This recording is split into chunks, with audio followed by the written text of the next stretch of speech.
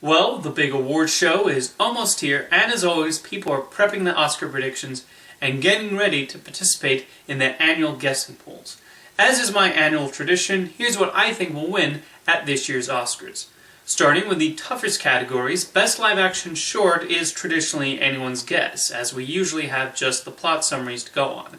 I'm going to say Silent Nights, but any of them seem plausible.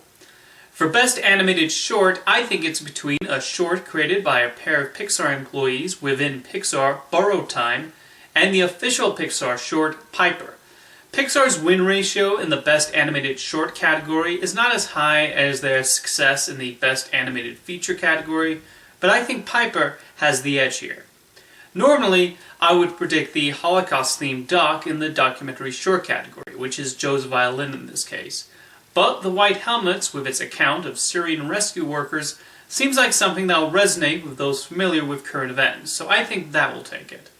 While I would not discount the possibility of 13th grabbing a win for Best Documentary Feature, I think O.J. Made in America has a lot going for it, despite its almost 8-hour length. It's generated a lot of discussion, and the popularity of the hit miniseries The People vs. O.J. Simpson will certainly help. If the glove fits.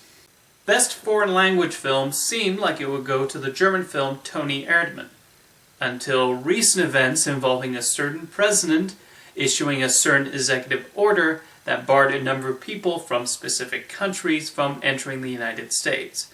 One of those countries is Iran, which has a film nominated this year called The Salesman. Its director, Asghar Farhadi, not being allowed to enter the country during those days the order was in effect, has generated a lot of press. I think the combination of support for both the film and its director will lead to a win for The Salesman. Best Animated Feature could be a contest between Kubo and the Two Strings and Zootopia. Kubo won the BAFTA award and is also nominated for Best Visual Effects, a rare feat for a fully animated film, so it certainly has a lot of support. However, I think the topicality and continued discussion Zootopia has generated since its release almost a year ago will lead to another victory for Disney in this category. On to the technical categories, the big question with these this year is how many will La La Land win? It's certainly a beloved film with its 14 nominations, and I think a sweep is likely. But how many times will we hear it called out on Oscar night? With Best Original Song, it's competing against itself. Audition, The Fools Who Dream is the most thematic song in the film, as it builds up to Maya's big moment and is a centerpiece of Emma Stone's performance. City of Stars is played multiple times throughout the film as a solo and a duet. It's the more likely of the two to get stuck in voters' heads, and that's why I'm predicting City of Stars. Justin Hurwitz will definitely follow that up with a victory for Best Original Score, and Best Cinematography is also looking pretty good. Best Film Editing has the war film Hacksaw Ridge and the carefully constructed 3-act structure of Moonlight as competition, but I'm still predicting the musical. The contemporary costumes of La La Land could work against it, especially against the more Academy-friendly period clothes of Jackie and Florence Foster Jenkins, but I still think La La Land and its wide array of colorful dresses will lead to a win. Best Production Design also tends to go to fantasy and period films, but the way Los Angeles and its jazz clubs are depicted in La La Land have a fantastical, nostalgic look to them. So yes, I'm also predicting La La Land here. Musicals traditionally do well in Best Sound Mixing, so I expect many voters to check off La La Land here too. The only technical category La La Land is nominated, where I'm not predicting it, is Sound Effects Editing. It's certainly possible, but war films have a decent history at winning this category, and I think the supporters for Hacksaw Ridge will help it claim a victory here. Best Visual Effects is an easy victory for The Jungle Book.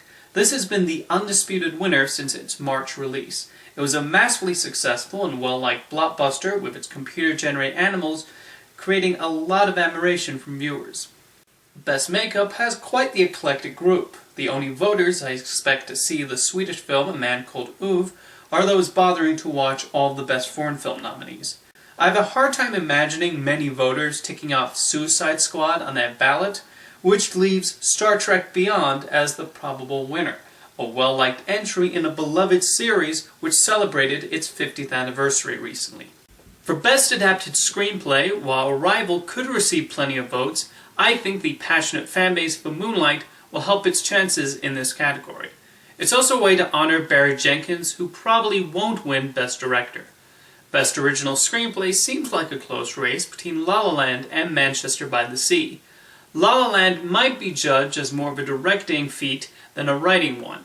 Kenneth Lonergan is a widely respected writer, and this might be the only place Manchester wins, which is why I'm predicting it.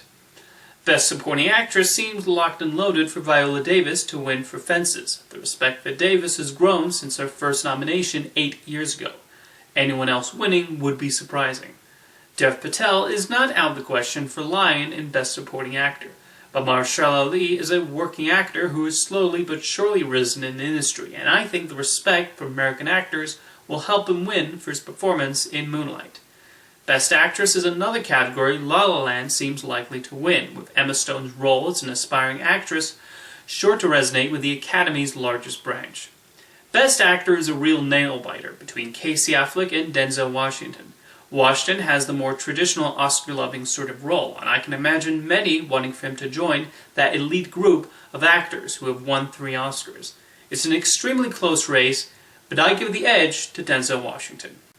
And finally, the final 2 awards for Best Director and Best Picture. Probably the easiest categories to predict. They're obviously going to Norm of the North. I'm joking. It's La La Land. Second place is not even close. So we'll see how I fare, and I'll see you next time.